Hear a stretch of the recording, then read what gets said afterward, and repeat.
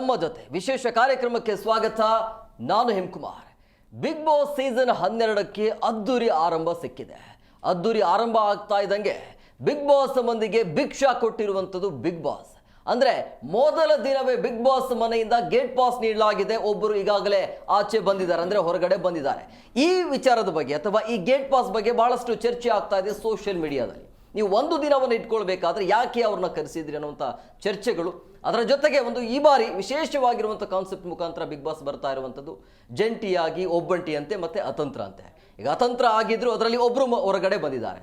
So ಹಂಗಾಗಿ ಈ big boss season 12 ಯಾವ ರೀತಿ ಆಗಿದೆ, 12 ಬಿಗ್ ಬಾಸ್ ಸೀಸನ್ 12 ಇರುವಂಥ ಹಿನ್ನೆಲೆಯಲ್ಲಿ ಏನು ಸ್ಪರ್ಧಿಗಳು ಏನು ಬಂದಿದ್ರಲ್ಲ 19 ಸ್ಪರ್ಧಿಗಳು ಅವರ ಯಾವ ರೀತಿಯಾಗಿ ಬಿಗ್ ಬಾಸ್ ಮನೆಯಲ್ಲಿ ಆಡ್ತಾರೆ, ಅದರ ಜೊತೆಗೆ ಅವರ ಆಯ್ಕೆಗಳು ಯಾವ ರೀತಿಯಾಗಿದೆ ಈ ಬಾರಿ, ಕಳೆದ ಬಿಗ್ ಬಾಸ್ ಮತ್ತೆ ಈ ಬಿಗ್ ಬಾಸ್ ಏನಾದರೂ ವ್ಯತ್ಯಾಸ ಇದೆಯಾ, ಎಲ್ಲದರ ಬಗ್ಗೆ ಚರ್ಚೆ ಮಾಡ್ತೀವಿ. ಇದೆ ಇವತ್ತಿನ ವಿಶೇಷ ಬಿಗ್ ಬಾಸ್ ಕಥೆ ನಮ್ಮ ಜೊತೆ.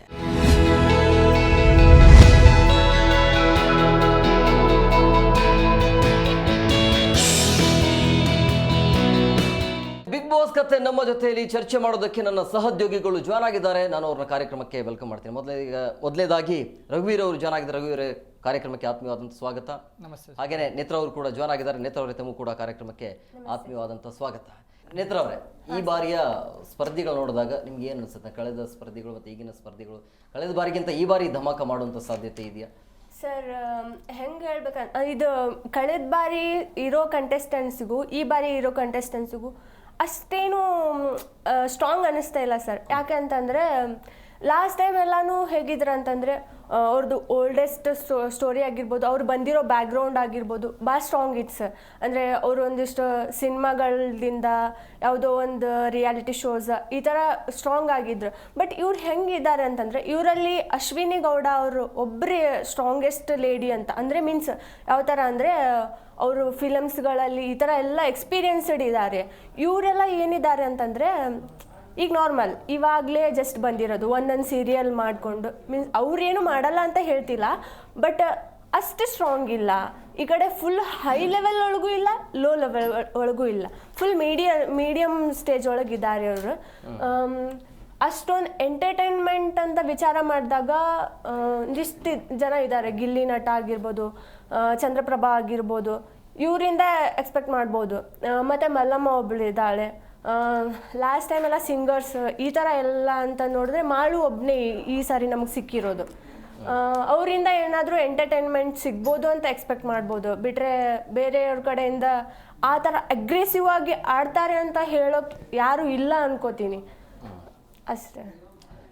ನಿಮ್ಗೇನು ಅನಿಸುತ್ತೆ? ಮೊದಲ ದಿನದ ಟಾಸ್ಕನ್ನು ಕೊಡಲಾಗತ್ತೆ, ಅದು ಪ್ರಮುಖವಾಗಿ ಎಲ್ರಿಗೂ ಬೇಕಾಗಿರುವಂಥ ಟಾಸ್ಕ್ ಅದು. ಯಾಕಂದರೆ ನಮಗೆ ನೆಮ್ಮದಿಯಿಂದ ನಿದ್ದೆ ಬರಬೇಕು ಅಂದರೆ ನಮಗೆ ಊಟ ಮುಖ್ಯ ಆಗುತ್ತೆ. ಬಟ್ ಊಟದ ಟಾಸ್ಕ್ ವಿಚಾರವಾಗಿ ಅಲ್ಲಿ ಮಾಡಲಾಗಿತ್ತು ಆರಂಭದಲ್ಲಿ. ನಿಮ್ಗೆ ಎಲ್ರಿಗೂ ಊಟ ಸಿಗಬೇಕು ಅಂತ ಹೇಳಿದ್ರೆ ಮಲ್ಲಮ್ಮ ಅವ್ರನ್ನೇ ಕರೆಸಿ ಅಲ್ಲಿ ಯಾರೆಲ್ಲ ಯಾವ ರೀತಿಯಾಗಿ ನೀವು ರೇಷನ್ನ ಕುರುಡಿ ಹಾಕ್ತೀರಿ ಅದರ ಮೇಲೆ ನಿಮಗೆ ಅದು ರೇಷನ್ ಸಿಗುತ್ತೆ ಅನ್ನುವಂಥ ವಿಚಾರ. ಬಟ್ ಆಲ್ಮೋಸ್ಟ್ ಅಲ್ಲಿ ಮಲ್ಲಮ್ಮ ಅಲ್ಲಿ ಸೋತಿದ್ರು.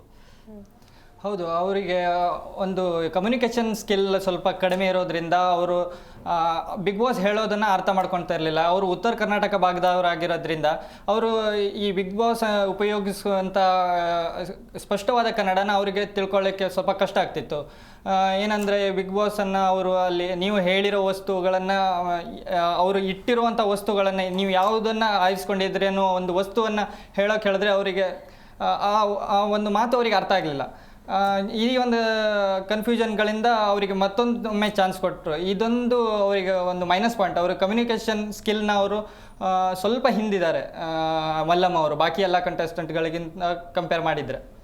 ಆ ಒಂದು ಕಾರಣದಿಂದ ಅವರಿಗೆ ಈ ಒಂದು ಬಿಗ್ ಬಾಸ್ ಅನ್ನೋದು ಒಂದು ಸ್ವಲ್ಪ ಅವರಿಗೆ ಎಲ್ಲೋ ಒಂದು ಕಡೆ ಕಮ್ಯುನಿಕೇಷನ್ ಸ್ಕಿಲ್ಲೇ ಅವರಿಗೆ ಒಂದು ಸ್ವಲ್ಪ ಹಿಂದೇಟು ಕೊಡ್ಬೋದು ಅವರಿಗೆ ಅಂತ ನಮ್ಗೆ ಅನ್ಸುತ್ತೆ. ಅವ್ರ ಮಲ್ಲಮ್ಮ ಹೆಂಗಂತಂದ್ರೆ ಸರ್, ಫುಲ್ ಒಂಥರ ಇನೋಸೆಂಟ್ ಇದ್ದಾರೆ ಅವರು. ಅವ್ರದ್ದು ಇನೋಸೆನ್ಸ್ನ ರೀಲ್ಸಲ್ಲಿ ಈ ಥರದಲ್ಲಿ ಮಾತಾಡಿಸಿ ಆ ಥರ ಇದ್ದವ್ರು. ಅವ್ರಿಗೆ ನಮ್ದು ಉತ್ತರ ಕರ್ನಾಟಕ ಭಾಷೆ ಒಳಗೆ ಹೇಳಿದ್ರೆ ಅವ್ರಿಗೆ ಕರೆಕ್ಟಾಗಿ ಅರ್ಥ ಆಕೈತಿ.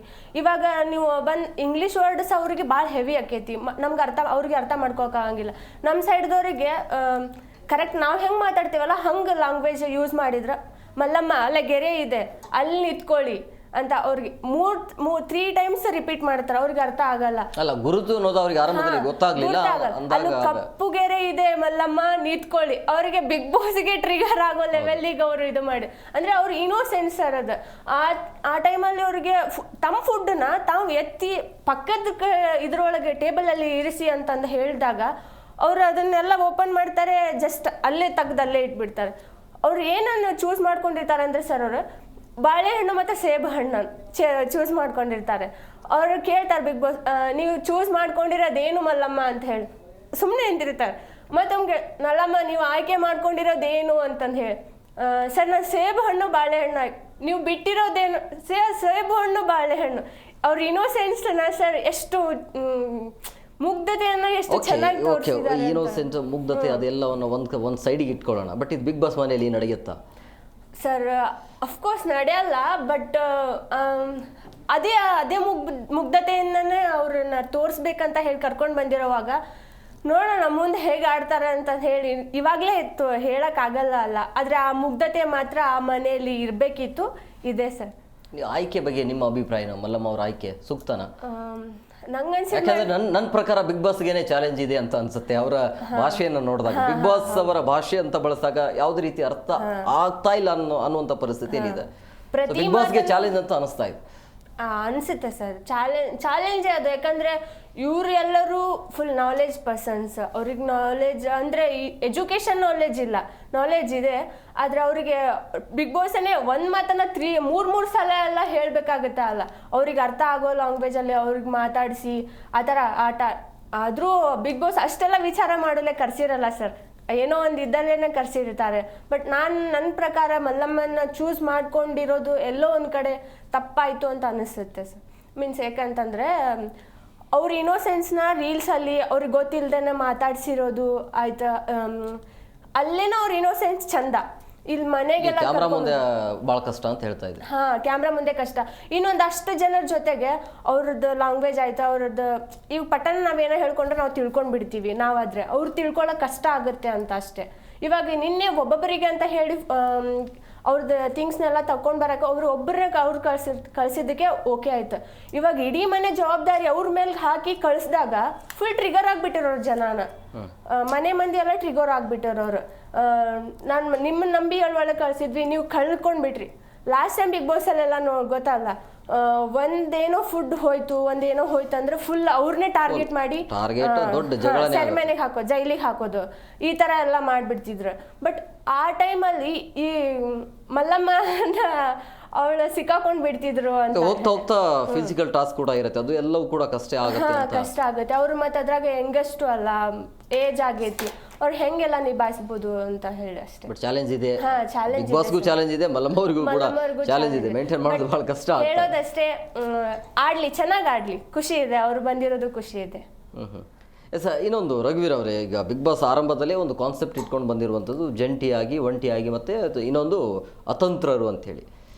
ಈ ಕಾನ್ಸೆಪ್ಟ್ ಬಗ್ಗೆ ನಿಮ್ಮ ಅಭಿಪ್ರಾಯ, ನೀವು ಮಾಡಿದ್ದು ಸರಿನಾ? ಬರೋದು ಜಂಟಿಯಾಗಿ ಇದು ಹೆಂಗೆ ಶುರುವಾಗ್ಬಿಟ್ಟಿದೆ ಅಂದರೆ ಸರ್, ಸೀಸನ್ 9 ತನಕ ಒಂದು ಬಿಗ್ ಬಾಸ್ ಇದ್ದರೆ ಸೀಸನ್ 10, 11, 12 ಇಂದ ಹೊಸ ಕಾನ್ಸೆಪ್ಟ್ಗಳು ತರ್ತಾ ಇದ್ದಾರೆ. ಈಗ ಸೀಸನ್ 10ನಲ್ಲಿ ನಾವು ಸಮರ್ಥರು ಅಸಮರ್ಥರು ಅಂತ ಒಂದು ಕಾನ್ಸೆಪ್ಟ್ ಅಂದರು. ಈಗ ಸೀಸನ್ 11ನಲ್ಲಿ ಸ್ವರ್ಗ ನರಕ ಅಂತ ಕಾನ್ಸೆಪ್ಟ್ ಅಂದರು. ಅದೇ ರೀತಿಯಾಗಿ ಇಲ್ಲಿ ನಮಗೆ ಒಂಟಿ ಜಂಟಿ ಅನ್ನೋ ಒಂದು ಕಾನ್ಸೆಪ್ಟನ್ನು ತಂದಿದ್ದಾರೆ. ಇದರ ಬಗ್ಗೆನೇ ನಾವು ಹಿಂದಿನ ವಿಷಯನ ತಿಳ್ಕೊಬೇಕಂದ್ರೆ, ಈಗ ಸೀಸನ್ 10ನಲ್ಲಿ ಸಮರ್ಥರು ಅಸಮರ್ಥರು ಅನ್ನೋ ಕಾನ್ಸೆಪ್ಟ್ ಏನು ತಂದ್ರಲ್ಲ, ಅದು ಯಾವ ರೀತಿ ತೀವ್ರತೆಯನ್ನು ಪಡ್ಕೊಳ್ತಂದ್ರೆ, ಈಗ ಅಸಮರ್ಥರು ಅಂದ್ಕೊಂಡಂಥ 6 ಜನರಲ್ಲಿ 4 ಜನ ಟಾಪ್ 5 ಬಂದರು ಗ್ರ್ಯಾಂಡ್ ಫಿನಾಲೆಗೆ. ಈ ಅದರಲ್ಲಿ ಅಸಮರ್ಥರು ಅನ್ಸ್ಕೊಂಡವ್ರೆ ರನ್ನರ್ ಅಪ್ ಆದ್ರು, ಸೆಕೆಂಡ್ ರನ್ನರ್ ಅಪ್ ಆದ್ರು, ವಿನ್ನರ್ ಕೂಡ ಅಸಮರ್ಥರಲ್ಲೇ ಆಗಿದ್ರು. ಇದು ಯಾವ ರೀತಿ ಒಂದು ಬಿಗ್ ಬಾಸ್ಗೆ, ಈ ಬಿಗ್ ಬಾಸ್ ತಗೊಂಡಂಥ ನಿರ್ಧಾರಕ್ಕೆ ಒಂದು ಯಾವುದೋ ಒಂದು ರೀತಿಯಲ್ಲಿ ಅವರಿಗೆ ಬ್ಯಾಕ್ ಸ್ಟೆಪ್ ಆಯ್ತು. ಅದನ್ನು ಈಗ ಬಿಗ್ ಬಾಸ್ನಲ್ಲಿ ಈಗ ಅಲ್ಲಿ ಕಂಟೆಸ್ಟೆಂಟ್ಗಳಿಗೆ ಒಂದು ಚಾನ್ಸ್ ಕೊಡಬೇಕಿತ್ತು. ಎಸ್ ರಘುವೀರ್, ಈಗ ಕಾನ್ಸೆಪ್ಟ್ ಏನು ಅಂದರೆ ಒಂಟಿ, ಜಂಟಿ, ಮಟ್ಟಿ, ಅತಂತ್ರರು ಅಂಥೇಳಿ. ನೀವು ಹೇಳ್ದಂಗೆ ಕಳೆದ ಬಾರಿ ಅದೇ ರೀತಿಯ ಕಾನ್ಸೆಪ್ಟ್ ಇತ್ತು, ಓಕೆ. ಬಟ್ ಈಗ ಜಂಟಿ ಆದರೂ ಒಂಟಿನೂ ಆದರೂ, ಆದರೆ ಅತಂತ್ರರು ಅಂಥೇಳಿ ನಿನ್ನೆ ಹೊರಗಡೆ ಕಳಿಸಿದ್ದಾರೆ. ಬಟ್ ಈ ಕಾನ್ಸೆಪ್ಟ್ ಬಗ್ಗೆ ನಿಮ್ಮ ಅಭಿಪ್ರಾಯ ಏನು? ಅದೇ ಹೇಳ್ದಲ್ಲ ಸರ್, ಈಗ ಸೀಸನ್ 10ನಲ್ಲಿ ಏನು ಅಸಮರ್ಥರು ಅಂತ ಏನು ಅವರ ಆಯ್ಕೆ ಮಾಡಿದ್ರು, ಅವರಿಗೆ ಅಸಮರ್ಥರನ್ನು ಪಟ್ಟ ಕಟ್ಟಿದ್ರಲ್ಲ, ಅವರೇ ಗೆದ್ದು ತೋರಿಸಿದ್ದಾರೆ. ಹಾಗೆ ಸ್ವರ್ಗ ನರಕ ಅಂತಾನೂ ಒಂದು ಕಾನ್ಸೆಪ್ಟ್ ಅನ್ನ ತಂದಿದ್ರು. ಅದರಲ್ಲೂ ಈ ನರಕದಲ್ಲಿ ಜಗದೀಶ್ ಅವರು ತುಂಬಾನೇ ಶೈನ್ ಆಗ್ಬಿಟ್ರು ಆ ಒಂದು ಕಾನ್ಸೆಪ್ಟ್ ಇಂದಾನೆ. ನರಕದಲ್ಲಿರೋ ಕಾರಣದಿಂದಲೇ ಅವರು ಕ್ಯಾಮ್ರಾ ಕಣ್ಣಿಗೆ ಹೆಚ್ಚು ಗುರುಸ್ಕೊಂಡ್ರು. ಅದೇ ರೀತಿ ಇಲ್ಲಿ ಒಂಟಿ ಜಂಟಿ ಅನ್ನೋ ಒಂದು ಕಾನ್ಸೆಪ್ಟ್ ಅಲ್ಲಿ ಅತಂತ್ರಾಗಿ ಉಳಿದಂತ ಈ ರಕ್ಷಿತಾ ಶೆಟ್ಟಿ ಅನ್ನೋರು ಏನು ಎಲಿಮಿನೇಷನ್ ಆಗ್ಬಿಟ್ರಲ್ಲ, ಇದೊಂಥರ ಅನ್ಫೇರ್ ಡಿಸಿಷನ್ ಅಂತ ಅನಿಸ್ತು ಬಿಗ್ ಬಾಸ್ ಕಡೆಯಿಂದ. ಯಾಕಂದ್ರೆ ಇದು ಅನ್ಫೇರ್ ಮೊದಲಿಂದನೂ ನಡೀತಾನೆ ಇದೆ. ಯಾವ ರೀತಿ ಅಂದ್ರೆ ಅನ್ಫೇರ್ ನಡೀತಾ ಇದೆ ಅಂದ್ರೆ ಸೀಸನ್ 10ಇಂದನೇ ತಗೊಳ್ಳೋಣ. ಯಾಕಂದ್ರೆ ಅಲ್ಲಿಯೂ ಸಹಿತ ಯಾವ ರೀತಿಯಾಗಿತ್ತಂದ್ರೆ ಪ್ರೀಮಿಯರ್ ದಿನಾನೇ ಅಲ್ಲಿ ನಡೆದಿರಕ್ಕಂಥ ಆಡಿಯನ್ಸ್ ಇಂದ ವೋಟಿಂಗ್ ಮಾಡಿ ಅಲ್ಲಿಂದನೇ ಅಸಮರ್ಥರು ಸಮರ್ಥರು ಅನ್ನೋ ಒಂದು ಆಯ್ಕೆ ಪ್ರಕ್ರಿಯೆ ನಡೆಯುತ್ತೆ. ಅದರಲ್ಲಿಯೂ ಕೂಡ ಒಬ್ಬ ಕಂಟೆಸ್ಟೆಂಟ್ ಅನ್ನ ಅಲ್ಲಿಂದಲೇ ಹೊರ ಹಾಕ್ತಾರೆ. ಅವರು VT ತೋರಿಸಿರ್ತಾರೆ ಪ್ರೀಮಿಯರ್ ದಿವಸ. ಇವೆಲ್ಲ ತೋರಿಸಿದ ಮೇಲೂ ಅಂದರೆ ಈ ಅಸಮರ್ಥರನ್ನೋರೇ ಹೆಚ್ಚಿನ ಪ್ರಾಬಲ್ಯ ಓವರ್ ಆಲ್ ದಿ ಸೀಸನ್ ಪ್ರಾಬಲ್ಯ ತೋರಿದ್ರಿಂದ ನಮಗನ್ಸ್ಬೋದು, ಹೌದು ಅವರು ಇದ್ದಿದ್ದರೆ ಫೈನಲ್ ಬರ್ತಿದ್ರೋ ಏನೋ, ಅಥವಾ ಅವರಲ್ಲೇ ಒಂದು ವಿನ್ನರ್ ಕ್ವಾಲಿಟೀಸ್ ಇತ್ತೋ ಏನೋ ಅಂತ ಒಂದು ಕ್ವಶನ್ ಮೂಡುತ್ತೆ. ಯಾಕಂದರೆ ಹೇಳಕ್ಕೆ ಬರಲ್ಲ, ಒಂದೇ ದಿನದಲ್ಲಿ ನಾವು ಯಾರನ್ನ ಜಡ್ಜ್ ಮಾಡೋಕ್ಕಾಗಲ್ಲ. ಈಗ ಅವರ ವ್ಯಕ್ತಿತ್ವ ಏನಂದರೆ 3 ತಿಂಗಳ ಅವರು ಯಾವ ರೀತಿ ಪ್ರಾಮಾಣಿಕತೆಯಿಂದ ಆಟ ಆಡ್ತಾರೆ, ಅವರ ವ್ಯಕ್ತಿತ್ವ ಹೇಗೆ ಕೊಡ್ತಾರೆ ಅನ್ನೋ ಒಂದು ವಿಷಯದ ಮೇಲೆ ಈ ಬಿಗ್ ಬಾಸ್ ಆಟ ಅನ್ನೋದು ನಡೀತಾ ಇದೆ. ಹಾಗೆ ಈ ಅತಂತ್ರ ಅನ್ನೋ ಒಂದು ಕಾನ್ಸೆಪ್ಟಿಂದ ಒಬ್ಬ ಕಂಟೆಸ್ಟೆಂಟನ್ನು ನಾವು ಮಿಸ್ ಮಾಡ್ಕೊಂಡ್ವಿ. ಅವ್ರು ಯಾವ ರೀತಿ ಆಡ್ತಿದ್ರು ಅನ್ನೋ ಒಂದು ನಾವು ನೋಡೋಕ್ಕೆ ಚಾನ್ಸಸ್ ಸಿಕ್ಕಿಲ್ಲ. ಎಸ್ ನೇತ್ರ ಅವ್ರಿಗೆ ಚರ್ಚೆ ಆಗ್ತಾ ಇರೋದು ಅದೇ, ನೀವು ಒಂದಿನಕ್ಕೆ ಕರೆಸೋದಾದರೆ ನೀವು ಯಾಕೆ ಒಳಗಡೆ ಕರೆಸಿದ್ರಿ ಅಂತೇಳಿ. ಒಂದೇ ದಿನ ಇದ್ರು, ಬಹುಶಃ ಒಂದಿನೂ ಇರಲಿಲ್ಲ, ಅವ್ರು ಬಂದರು ಹಾಗೆ ಹೋದರು. ಸೊ ಈ ರೀತಿಯ ನಿರ್ಧಾರಕ್ಕೆ ಬರೋದು ಯಾಕೆ ಅಂದರೆ ಯೋಚನೆಗಳು ಇಲ್ಲದೆ ಇರೋದಾ? ಪ್ರಮುಖವಾಗಿ ಸೋಷಿಯಲ್ ಮೀಡಿಯಾನ ಈ ಪರಿ ಚರ್ಚೆ ಆಗ್ತಿದೆ ಅಂದರೆ ಆ ಫ್ಯಾಮಿಲಿಗೆ ಏನಾಗಿರಬೇಡ ಅಂತೇಳಿ. ಸಣ್ಣ ಪುಟ್ಟ ಹೆಸರು ಮಾಡ್ಕೊಂಡೆ ಒಳಗಡೆ ಬಂದಿರ್ತಾರೆ, ಕೋಟ್ಯಾಂತರ ಜನರ ಕನಸದು. ಅಂಥದ್ರಲ್ಲಿ ಅವರು ಆಯ್ಕೆ ಆಗಿದೆ ಅಥವಾ ಅವರಿಗೆ ಒಂದು ಚಾನ್ಸ್ ಸಿಕ್ಕಿದೆ ಅಂತ ಹೇಳಿದ್ರೆ ನೀವು ಕರಿತೀರಾ, ವಾಪಸ್ ಕಿರದಲ್ಲಿ ಹೊಡೆದು ಕಳಿಸ್ತೀರಾ ಅಂತ ಹೇಳಿದ್ರೆ ಅದು ಸರಿ ಅನ್ಸಲ್ಲ ಅಂತ ನನ್ನ ವೈಯಕ್ತಿಕ ಅಭಿಪ್ರಾಯ. ಇದನ್ನು ಯಾವುದೇ ಕಾರಣಕ್ಕೂ ನೀವು ಹೆಂಗೆ ಜಡ್ಜ್ ಮಾಡ್ತೀರಿ ಅಂತ, ನೀವು ಆಟನೇ ಆಡಿಸಿಲ್ಲ, ಯಾವುದೇ ಗೇಮೇ ಕೊಟ್ಟಿಲ್ಲ, ನೀವು ಅತಂತ್ರರಂತೆ ಹೇಗೆ ಜಡ್ಜ್ ಮಾಡ್ತೀರಾ ಅಂತ. ಸರ್, ಅದು ಅವಳು ರಕ್ಷಿತಾ ಅವಳದು ಒಂದು ತುಳು ಫ್ಯಾಮಿಲಿಯಿಂದ ಬಂದವಳು. ಅವಳು ಏನೋ ರೀಲ್ಸ್ ಮಾಡಿಕೊಂಡು ಸಾಕಷ್ಟು ಟ್ರೋಲ್ ಆಗಿ ಒಳಗಡೆ ಏನೋ ಒಂದು ಹೆಸರು ಮಾಡಿಕೊಂಡು ಒಳಗಡೆ ಬಂದವಳು. ಬಿಗ್ ಬಾಸಿಗೆ ಅಷ್ಟು ಅವ್ರ ಬಗ್ಗೆ ಥಿಂಕ್ ಮಾಡ್ದೇ ಕರ್ಸಿರಲ್ಲ ಸರ್. ಏನೋ ಒಂದು ರೀಸನಿಗೆ ಕರ್ಸಿರ್ತಾರೆ. ಮೀನ್ಸ್ ಅವ್ರದ್ದು ಹಂಗೆ TRPಗೋಸ್ಕರ ಆದರೂ ಕರ್ಸಿರ್ಬೋದು. ಯಾವುದೋ ಒಂದು ಅವಳು ಕನ್ನಡ ಕಲಿಬೇಕು ಅಂತ ಆಸೆ ಅವಳಲ್ಲಿದೆ. ಕನ್ನಡ ಕಲಿಬೇಕು ಅಂದರಿಗೆ ಅಫ್ಕೋರ್ಸ್ ನಾವೆಲ್ಲರಿಗೂ ವೆಲ್ಕಮ್ ಮಾಡ್ಕೊತೀವಿ, ಬರ್ರಿ ಕನ್ನಡ ಕಲೀರಿ ಅಂತ ಹೇಳಿ. ಎಲ್ಲ ಕಡೆನೂ ನಾವು ಕನ್ನಡ ಮಾತಾಡ್ರಿ ಕನ್ನಡ ಉಳಿಸ್ರಿ ಅಂತ ಹೇಳಿ ಕೇಳ್ಕೊತಿರ್ತೀವಿ. ಅಂಥ ಹೊತ್ತಿನಲ್ಲಿ ಇವಳು ಬಂದು ನಾವು ಕನ್ನಡ ಕಲಿಬೇಕು, ನಾನು ಇಲ್ಲಿದ್ದು ಕನ್ನಡ ಕಲಿಯೋಕೆ ಅವಕಾಶ ನಂಗೆ ಸಿಗ್ತೈತಿ ಅಂತಂದಾಗ ಬಿಗ್ ಬಾಸ್ ಓಕೆ ಅದಕ್ಕೆ ಬಿಗ್ ಬಾಸ್ ಅವಕಾಶ ಮಾಡಿಕೊಟ್ಟಿದ್ರು. ಬಟ್ ಅದನ್ನ ಯಾಕೆ ಅವ್ರು ಕಸ್ಕೊಂಡ್ರು ಅಂತ ಹೇಳಿ ನಮಗೂ ಕ್ವಶನ್ ಮಾರ್ಕ್ ಸರ್. ಇದು ಅಲ್ಲಿ ಒನ್ ಡೇ ಅಂತೂ ಹೇಳೋಕ್ಕಾಗಲ್ಲ ಸರ್. ಅದನ್ನ ಒಳಗಡೆ ಕಳಿಸಿದ ತಕ್ಷಣ ಒಂದು ½ an hour 1 hour ಅಷ್ಟೇ ಇಟ್ಕೊಂಡು ಅವ್ರವ್ರ ಮಧ್ಯೆ ಒಂಟಿಗಳಿಗೆ ಈ ಪವರ್ನ ಕೊಟ್ಬಿಟ್ಟು 3 ಜನದಲ್ಲಿ ಒಬ್ಬರನ್ನ ಹೊರಗೆ ಕಳಿಸಿ ಅಂತಂದಾಗ ರಕ್ಷಿತಾ ಏನೋ ಬೇಜಾರಾಗುತ್ತೆ ಸರ್. ಅಂದರೆ ಅಷ್ಟೊಂಡ ಏನೋ ಕೆಟ್ಟ ಹೆಸರು ಆಗಿರ್ಬೋದು, ಟ್ರೋಲರ್ಸ್ಗಳಿಂದ ಇಂಥ ಹೆಸರೆಲ್ಲ ತೊಗೊಂಡು ಬಂದು ಇಲ್ಲ ಅವಳು ಪ್ರೂವ್ ಮಾಡ್ಕೊಳ್ಳೋ ಅಷ್ಟು ಚಾನ್ಸ್ ಇತ್ತು. ಬಟ್ ಬಿಗ್ ಬಾಸ್ ಏನಕ್ಕೆ ಹೀಗೆ ಮಾಡಿದ್ರೆ ಗೊತ್ತಿಲ್ಲ. ಬಟ್ ಅವಳನ್ನ ಹೊರಗೆ ಹಾಕಿದ್ರೆ ಯಾಕೆ ಆ ಥರ ಮಾಡ್ತಾರ ಅಂತ ಹೇಳಿ ನಮಗೂ ಕ್ವಶನ್ ಮಾರ್ಕ್ ಸರ್. ಅದು ಅವಳು ಇದ್ದಿದ್ರೆ ನಮಗೂ ಅವಳದ್ದು ಆಟ ಹೇಗೆ ಆಡ್ತಿದ್ಲು ಅಂತ. ಅವಳು ಬರೀ ರೀಲ್ಸಲ್ಲಿ ಮೀನ್ ಮಾಡಿದೆ, ಅದು ಮಾಡಿದೆ, ಇದು ಮಾಡಿದೆ, ತಿಂದೆ, ಬರೀ ಇದನ್ನೇ ಹೇಳ್ತಿದ್ಲು. ಬಟ್ ಇವಾಗ ಇಲ್ಲಿ ಹೆಂಗೆ ಆಟ ಆಡ್ತಿದ್ಲು ಅಷ್ಟು ಜನದ ಮಧ್ಯೆ ಕಾನ್ಫಿಡೆನ್ಸ್ ಆಗಿ ಕನ್ನಡ ಮಾತಾಡೋಕ್ಕೆ ಬರ್ದಿದ್ದವಳು ಇವಾಗ ಕಲಿತಿದ್ಲು ಏನೋ ಅನ್ನೋ ಖುಷಿ ನೋಡೋ ಅವಕಾಶ. ಮುಗ್ಧ ಮನಸ್ಸು ಇತ್ತು ಖಂಡಿತ, ಬಿಗ್ ಬಾಸ್ ಮನೆಯಲ್ಲಿ ಇರಬೇಕಾಗಿತ್ತು ಅಂತ ಅನ್ಸುತ್ತೆ. ಬಟ್ ಅವಳು ಅಲ್ಲಿ ಅವ್ರ ಕಡೆ ರಿಕ್ವೆಸ್ಟ್ ಮಾಡ್ಕೊರಿ, 30 seconds ಕೊಡ್ತೀವಿ, ರಿಕ್ವೆಸ್ಟ್ ಮಾಡ್ಕೊರಿ ನೀವು ಅಂತಂದಾಗ ಅವಳು ಹೇಳ್ತಿದ್ಲು, ನಂಗೆ ಏನು ಮಾತಾಡ್ತೆ ಅಂತ ನಂಗೆ ಗೊತ್ತಿಲ್ಲ, ನಿಮ್ಗೆ ಅನಿಸುತ್ತೆ ಇದೇನಂತ ಹೇಳಿ. ನಮಗೆ ಸೆಂಟೆನ್ಸ್ ಆಗಿಲ್ಲ ಸರ್, ಇದು ನಾವು ಹೆಂಗೆ ಅರ್ಥ ಮಾಡ್ಕೊಳ್ಳೋಣ ಅಲ್ಲಿ ಅವಳು ಮಾತಾಡೋ ಲ್ಯಾಂಗ್ವೇಜ್ನ. ಬಟ್ ಅವಂಗ ಅವಕಾಶ ಇತ್ತು ಸರ್ ಕನ್ನಡ ಏನೇ ಇದ್ರೂ ಕೂಡ ಮುಂಬೈಯಲ್ಲಿ ಎಲ್ಲ ಎಜುಕೇಶನ್ ಮುಗಿಸಿ ಮುಂಬೈಯಲ್ಲಿ ಇದ್ದು ಇಲ್ಲಿ ಬಂದು ಕನ್ನಡ ಮಾತಾಡ್ತಾರೆ ಅಂತ ಹೇಳಿದ್ರೆ ಕನ್ನಡದಲ್ಲೇ ಪ್ರಯತ್ನ ಪಡೋದು. ನಿಜ ಸರ್. ಇವಾಗ ನಮ್ ಜನಕ್ಕೇನ ಕನ್ನಡ ಬಂದ್ರು ಮಾತಾಡಲ್ಲ, ಮುಜುಗರ ಪಟ್ಕೊಂತಾರೆ. ನಾವು ಎಲ್ಲ ಪದಗಳನ್ನ ಕನ್ನಡದಲ್ಲೇ ಹೇಳ್ಬೇಕು ಅನ್ನೋಂಥದ್ದಿತ್ತು ಅವ್ರ ಮನಸ್ಸಲ್ಲಿ. ಸೊ ಅದು ಇಷ್ಟ ಆಗ್ತಾ ಇದೆ. ಅದ್ರ ಜೊತೆಗೆ ಮುಗ್ಧ ಮನಸ್ಸು ಸರ್. ಬಟ್ ಇರಬೇಕಾಗಿತ್ತು. ಎಲ್ಲರೂ ಓಲ್ಡ್ ಮಿಡಲ್ ಏಜ್. ಜಾನ್ವಿ ಅವರು ಒಂದು ಸ್ಟೇಟ್ಮೆಂಟ್ ಅನ್ನ ಕೊಡ್ತಾರೆ, ಯೂಟ್ಯೂಬ್ ಅವರು ಬೇಕಾಬಿಟ್ಟಿಯಾಗಿ ಸರಿ ಇರೋದನ್ನೇ ಉಲ್ಟಾ ಮಾತಾಡಿ ಫೇಮಸ್ ಆಗೋ ರೀತಿಯಲ್ಲಿನೇ ಮಾತಾಡಿದ್ರು. ಅವರೆಲ್ಲ ಸಣ್ಣದ್ರಲ್ಲಿಗೂ ಹೈಪ್ ತಗೊಂಡು ಟ್ರೋಲರ್ಸ್ ಗಳಿಂದ ಫಾಲೋವರ್ಸ್ ನ ಗಿಟ್ಟಿಸ್ಕೊಂಡು ಬಂದಿದ್ದಾರೆ ಅಂತ ಹೇಳಿ. ಬಟ್ ಅದಕ್ಕೂ ಅವ್ರು ಪರಿಶ್ರಮ ಪಟ್ಟಿರ್ತಾರಲ್ಲ ಸರ್. ಅವರು ಒಂದು ಸಣ್ಣ ಟ್ರೋಲ್ ಆದ್ರೂ ಇವಾಗ ಅಫ್ಕೋರ್ಸ್ ನಾವೇ ಅಂತ ತಿಳ್ಕೊಂಡ್ರು ನನಗೆ ಇವಾಗ ಒಂದು ಟ್ರೋಲ್ ಆಯ್ತಂದ್ರು ನಾಳೆ ನನ್ಗೆ ಹೊರಗಡೆ ಬರ್ಲಿಕ್ಕೆ ನಂಗೆ ಆಗಲ್ಲ ಸರ್. ಅದೇ ಅಂತಿಮವಾಗಿ ಬಿಗ್ ಬಾಸ್ಗೆ ಏನ್ ಬೇಕು ಅಂದ್ರೆ ಜನ ಬೇಕು, ಜನ ನೋಡ್ಬೇಕು. ಯಾಕಂದ್ರೆ ಇದ್ರ ಬಗ್ಗೆ ಈಗ ಅಭಿಮಾನ ಒಂದು ವೇಳೆ ಹಂಗ ಆಗಿರ್ಲಿಲ್ಲ ಅಂತ ಹೇಳಿದ್ರೆ ಪಾಪ ಹುಡುಗಿಗೆ ವಾಪಸ್ ಕಳಿಸ್ಲಿಲ್ಲ ಅಂದ್ರೆ ಈ ರೀತಿ ಚರ್ಚೆಗಳು ಆಗ್ತಿರ್ಲಿಲ್ಲ ಅಂತ ಹೇಳಿ. ಬಟ್ ಬಿಗ್ ಬಾಸ್ ನೋಡ್ತಾ ಇರೋದು ವ್ಯೂವರ್ಸ್, ತಮ್ಮ TRP ಅನ್ನ ನೋಡ್ತಾ ಇರೋ. ಬಟ್ ನೀವು ತೆಗೆದುಕೊಳ್ತಾರ ನಿರ್ಧಾರಗಳು ಸರಿಯಲ್ಲ. ಅದು ನೀವು ಹಂಗೆ ಮಾಡಿದ್ರೆ ಜನ ಚರ್ಚೆ ಮಾಡ್ತಾರೆ, ನಮಗೆ TRP ಬರುತ್ತೆ ಅಂತ ಹೇಳ್ಬಹುದಾಗಿತ್ತು. ಬಟ್ ಆ ಫ್ಯಾಮಿಲಿಗೆ ಏನಾಗಿರಬೇಡ ಅಂತೇಳಿ ನೀವು ಹೇಗೆ ಜಡ್ಜ್ ಮಾಡ್ತೀರಿ ಅಂತ.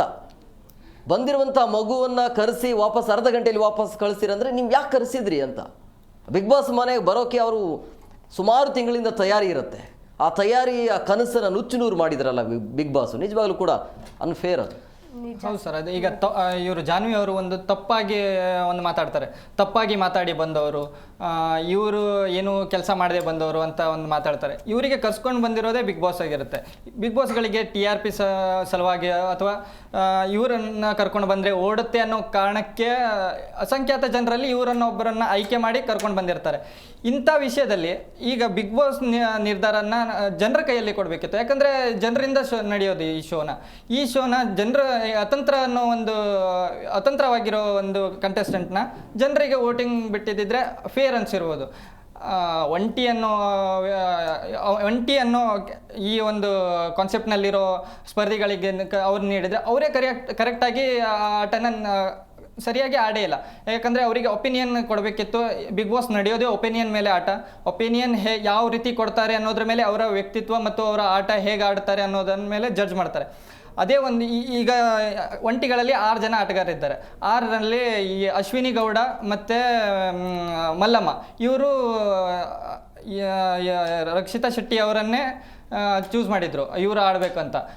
ಅದೇ ರೀತಿ ನಮ್ಮ ಇವರು ಧ್ರುವಂತರು ಮತ್ತು ಅಶ್ವಿನಿ ಗೌಡ ಮತ್ತು ಮಲ್ಲಮ್ಮ 3 ಓಟು ಇವರು ಉಳಿಬೇಕು, ರಕ್ಷಿತಾ ಶೆಟ್ಟಿ ಅವರು ಉಳಿಬೇಕು ಅನ್ನೋ ಒಂದು ಮಾತನ್ನು ಹೇಳಿದರು. ಅದೇ ರೀತಿಯಾಗಿ ಇವರು ಯಾರಿಗೆ ಸ್ಪಂದನೆಗೆ ನಮ್ಮ ಧನುಷ್ ಅವರು ಮತ್ತು ಜಾನ್ವಿ ಅವರು ಇವರು ಸ್ಪಂದನ ಅವರಿಗೆ ವೋಟ್ ಮಾಡಿದರು. ಇಲ್ಲಿ ನಾವು ಮತ್ತೊಂದು ವಿಷಯ ತಿಳ್ಕೊಬೇಕಾಗಿದ್ದಂದರೆ ನಮ್ಮ ಈ ಕಾಕ್ರೋಚ್ ಸುದಿ ಅನ್ನೋರು ಭಾಳಷ್ಟು ಹೈಪನ್ನು ಪಡ್ಕೊಂಡಿದ್ರು. ಇವ್ರು ಬರ್ತಾರೆ ಅಂದರೆ ಹೈಪ್. ಇವ್ರ ಮೇಲೆ ನಮಗೆ ಭಾಳಷ್ಟು ಎಕ್ಸ್ಪೆಕ್ಟೇಷನ್ಗಳಿತ್ತು. ಆದರೆ ಅವರ ಎಕ್ಸ್ಪೆಕ್ಟೇಷನ್ ನಮಗೆ ಹುಸಿಗೊಳಿಸ್ಬಿಟ್ರು. ಯಾಕಂದರೆ ಎಲ್ಲಿ ಅವರು ಒಪಿನಿಯನ್ ಕೊಡಬೇಕಿತ್ತು ಆ ಜಾಗದಲ್ಲಿ ಅವ್ರ ಒಪಿನಿಯನ್ ಕೊಟ್ಟಿಲ್ಲ. ಅವ್ರಿಗೆ ಸೇಫ್ ಗೇಮ್ ಆಡಿಬಿಟ್ರು.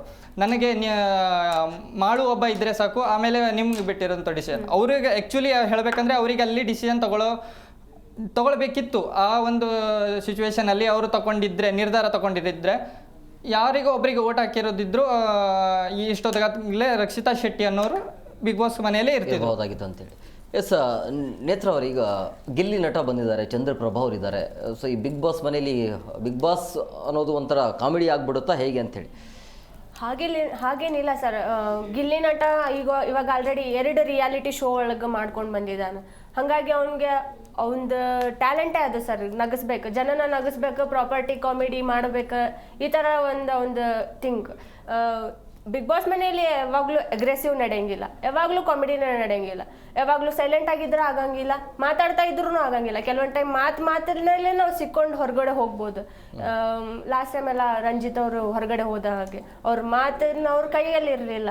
ಹಂಗಾಗಿ ಇವನ್ ಬೆಟರ್ ಸರ್. ಕಾಮಿಡಿ ಅಲ್ಲಿ ಯಾರು ಫೋನ್ ಅಲಾವಿರಲ್ಲ, ಕಾಲಿಂಗ್ ಇರಂಗಿಲ್ಲ, ಏನೂ ಇರಲ್ಲ. ಅಂಥ ಪ್ರಪಂಚದೊಳಗೆ ಅವ್ರು ಇರಬೇಕಂದ್ರೆ ಒಬ್ಬ ಕಾಮಿಡಿಯನ್ನೂ ಬೇಕು, ಒಬ್ಬ ಸೀರಿಯಸ್ ಆಗಿರೋ ಮ್ಯಾನೂ ಬೇಕು, ಸಿಂಗರು ಬೇಕು, ಡ್ಯಾನ್ಸರು ಬೇಕು, ಎಲ್ಲನೂ ಬೇಕು. ಎಲ್ಲರೂ ಇದ್ದಾಗಲೇ ಆ ಮನೆ ಒಂದು ಸಂಪೂರ್ಣತೆ ಅನ್ನೋದು ಹೊಂದತೈತೆ ಅನ್ನೋ ರೀಸನಿಗೋಸ್ಕರ ಆ ಕಾಮಿಡಿಯನ್ಸ್ನ ಅಲ್ಲಿ ಕಳಿಸಿರ್ಬೋದು ಅಂತ ನನ್ನ ಅನಿಸಿಕೆ. ಈ 19 ಜನರ ಪೈಕಿ ನಿಮಗೆ ಬೇರೆಯವರು ಬರಬೇಕಿತ್ತು ಅಂತ ಅನಿಸಿದ್ರೆ ಯಾರು ಬರಬಹುದಾಗಿತ್ತು? ನನಗೆ ಅಂಕಿತಾ ಅಮರ್ ಬರಬೇಕು ಅಂತ ಆಸೆ ಇತ್ತು ಸರ್.